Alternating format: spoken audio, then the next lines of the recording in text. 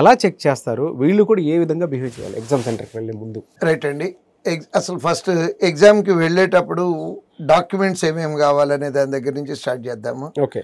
Hall ticket, preliminary అయితే preliminary hall ticket, 2 ఫోటోగ్రాఫ్లు, next మన Aadhaar card original, దాంతోపాటు దాని యొక్క జిరాక్స్.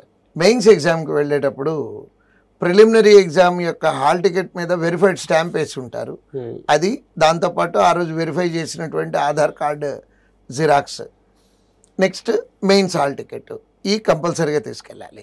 లోపలికి వెళ్ళేటప్పుడు టైంకి వెళ్ళాలి.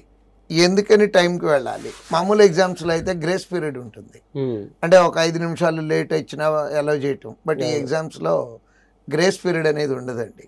టైంకి ఆన్ డాట్, అంటే దాంట్లో ఎంట్రీ టైం ఉంటుంది. ఆ ఎంట్రీ ఎంతవరకు ఇస్తారనేది కూడా హాల్ టికెట్లో మెన్షన్ చేస్తారు. ఆ మెన్షన్ చేసిన టైంని సీరియస్గా ఫాలో అవ్వాల్సిందే. 1 సెకండ్ లేట్ అయినా కానీ లోపలికి ఎంట్రీ ఇవ్వరు.